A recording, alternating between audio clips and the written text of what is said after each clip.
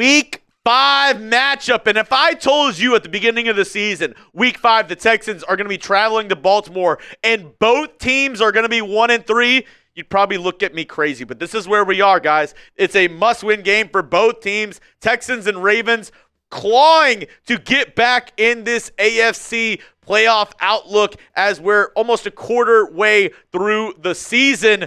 I want to beat the Ravens this Sunday. I want to beat them so badly. And I don't even want to beat the Ravens only on the field. I want to beat them off the field as well. We have a Ravens channel here at Chat Sports. It's known as the Ravens Rundown, and my friend Joey Peterson actually hosts that channel. Now, we're a little bit behind in subscribers, but I want to close the gap. I want to get closer by the time game day's here, and it's a tough ask, I know, but our Ravens host, Joey Peterson, he's been talking the most smack to me this week. So I want to prove to him Texans fans are here, Texans fans show up, and we show up in numbers. So send it to your friend, send it to your mom, send it to your sneaky link, send it to the group chat, send it wherever to get us a little bit closer to Ravens Rundown when it comes to subscribers. Let a friend tell a friend, tell a friend to tell a friend about Texans Today so we can get back and get close to this Ravens Rundown channel because I really badly want to beat Joey and the Ravens Rundown. All right, let's look at some news and notes coming in. Obviously, filming this on Wednesday during our live shows. We go live every Wednesday at 3:30 Central Time. Danico Autry and Jalen Reed returned to practice today and have been designated to return. So really good news for this Texans defense, getting two really good guys back. Danico Autry, a veteran who showed up later in the season, obviously had that PED suspension, kind of got ramped back into the season, but made some big plays down the line and made some big plays in the playoffs as well. And Jalen Reed, who the 6th-round pick out of Penn State, was impressing a lot of people during training camp, during the preseason this year before he got injured. He is designated to return, so that is going to be a warm welcome for him back into this Texans secondary where they desperately need some depth after the release of C.J. Gardner-Johnson just about a week ago. Azeez Al-Shire. This is some news. Jeremy Fowler reporting the NFL is reviewing his hit on Cam Ward. Now, Fowler did say it's unlikely that there will be any suspension. If anything, it's more likely going to be a fine for Azeez Al-Shire. But just worth noting, keep an eye out for anything around Azeez Al-Shire and any punishment for that hit that he had on Cam Ward this past week where he kind of hit him in the head. Maybe it was a little late. Maybe it was this, that, or the other. I know 80s and 90s football fans are probably, rolling their eyes right now looking at that hit saying that we're going to have a fine from that. But, hey, it is what it is. Just something to review throughout the week. All right, coming up, my 5 keys to victory for the Texans in Week 5 up against the Baltimore Ravens. What does this Texans team have to do to pull out a dub and get 2 back-to-back wins heading into their bye week? First up, they have to take advantage. They have to take advantage of this Ravens defense. Not only are they bad on the season, they're not a great defense, they've also been ravaged by injuries just this week alone. And this isn't including Justin Matabuke, who is out for the foreseeable future. He's on IR for them. They're also without Marlon Humphrey this week. They're also without Roquan Smith. Those 3 guys, arguably the 3 best players on this Ravens defense. Also, Kyle Van Noy, he did practice today in a limited capacity. He is questionable to return. Nate Wiggins, he was carted off their last game in Week 4 up against the Kansas City Chiefs. He's questionable to return with an elbow injury. And Travis Jones is questionable with a knee injury. He did practice today in a limited capacity. But this defense, it is ravaged by injuries, as I mentioned. And even before they had all these injuries, they haven't been good on the season. Here's their 2025 defensive stats in terms of where they rank. In yards per game, 31st. 406.8 yards per game for the Ravens this year. Passing yards per game, 31st as well, 265.5. Rushing yards per game, they've allowed 141.3 points per game. They are dead last in the league, allowing 33.3 points per game. And in terms of sacks, they are 30th with only 4 on the year for the entire team. This is what the Texans offense needs. They need to go up against the defense that they can take advantage of, and let's put some points on the board. We saw it in the second half up against the Tennessee Titans once they were finally able to figure out how to block Jeffrey Simmons up front. this Texans offense was able to get going. We saw the C.J. Stroud that we all love and remembered from his rookie season. He was balling out that second half up against the Tennessee Titans. And I know what you're saying, Chuggs. The Titans, they absolutely stink. And I know. But maybe this is what the Texans needed to get back on track. They played a couple really good defenses to start the year. The Rams, good defense. The Bucs, pretty good defense. The Jags, halfway decent defense. They have a good defensive line as well. And in result of that, the Texans, I know I just said the Ravens' defense sucks. Our offense isn't nothing to write home to mama about. Yards per game, the Texans' offense is 25th. Points per game, we're 29th. Touchdowns, we are 31st. And expected points per play, expected points added per play, a advanced metric, we are 25th in negative .07. Not good for this Houston Texans offense. And I think the offense has not been good. And I'm not using this as an excuse. I'm not saying, oh, yeah, well, this, that, and the other. This is, we got to take accountability here. The Texans offense has played bad. Guys who need to step up haven't been playing their best, C.J. Stroud being one of them. But I will say this. There's been a lot of moving parts for this Texans offense. You have a new OC. You have 4 new starters on the offensive line. You have a ton of new weapons all around. You don't have your running back from last year. There are so many new pieces of this offense.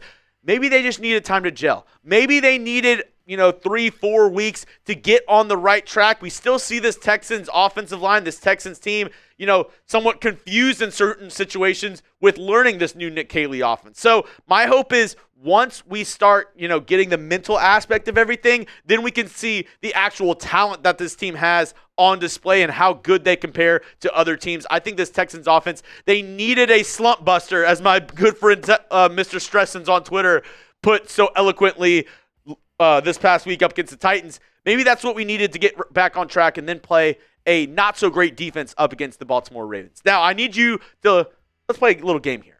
Fill in the blank. If the Texans score blank points, I'll feel good about this Texans offense. Let me know down in the comment section. What number is that for you? For me, it's 28. I need this offense to score 28 points up against the Ravens for me to say, okay, I feel pretty good. Is that number higher for you? Is that number lower for you? Let me know down in the comments section. Be honest. Fill in the blank. If the Texans score blank points, I'll feel good about this offense. All right, next up on the keys to victory, we got to get our playmakers the football. And it starts at the running back position. We had been clamoring for it. We were pounding our fist on the table for more Woody Marks, and that's what we got in week 4 up against the Tennessee Titans. He put on an absolute clinic on the ground and through the air, getting 2 touchdowns, 1 rushing the football, 1 receiving. And I think, honestly, he needs to be the RB1. Maybe he isn't the bell cow back, but if there's going to be a split, I don't think it should be 50-50 anymore between him and Nick Chubb. I think it should be more like 60-40, maybe 70-30 in favor of Woody Marks. He's got the fresh legs. He's got the energy. He's got the juice. You see the pop every time the ball touches Marks' hands. So let's get him in the game more. Let's get the ball in his hands more and see what can happen. There's a funny clip going around social media because D'Amico Ryans was actually mic'd up against the Tennessee Titans in week 4. It was that screen pass. It was 3rd and 20, and him and special teams coordinator Frank Ross, they were like, where we're at in the field, let's just go ahead and punt the ball. Woody Marks catches the football, and Frank Ross, the special teams coordinator, says, maybe we'll be able to kick a field goal now. And then he makes a couple spin moves, makes a couple guys miss, and they end up getting the first down. They're like, hell, we're about to go score here now. That's what happens when you have a guy as electric as Woody Marks. He can turn a situation where you're like, we got to punt the football away to, oh, damn, I think we're going to score another touchdown on this drive. That's what Woody Marks brings to the table. That's what he can do for this Texans offense. Also, I want to see Jaden Higgins get the ball more. He got 1 catch for 1 touchdown up against the Tennessee Titans. And I've seen multiple times where maybe it's because the protection's not there and he's working on routes down the field, but he's really good in getting separation for his size, 6'4", maybe closer to 6'5" for the young kid out of Iowa State. I think he's a really good route runner. And the fact that we haven't been able to get him the ball more, target him more downfield, I don't know if it's he's not ready for those situations or he doesn't know the playbook well enough, but I want to see him get, some more targets. In college, he was known for catching the football and not having any drops. So he's pretty sure-handed. I want to see those sure hands on Sundays as C.J. Stroud gets him the football. And maybe some more from Jalen Noel. He's been absolutely awesome in the return game as a punt returner, kick returner for this Texans team. Can we get him involved in maybe some more gadget plays, maybe some more wide receiver screens, some end arounds, some, pop passes to him? He is absolutely electric, and I want to see more Jalen Noel on the football field, on this offense. We drafted 2 receivers in the first 3 rounds for a reason. To get more speed, to get more electricity, to get more big plays out of this Texans offense. It really hasn't happened the first 4 weeks of the season. Maybe up until the second half up against the Tennessee Titans. So I want to see those young guys get the ball more. Let's get the ball in these playmakers' hands and see what this offense can do whenever these young, talented kids have the football in open space. Now, coming up, maybe the biggest key to victory up against the Baltimore Ravens. I'll tell you what that is here in just 1 second. But I know it's getting around, holiday season. A lot of birthdays in September and October.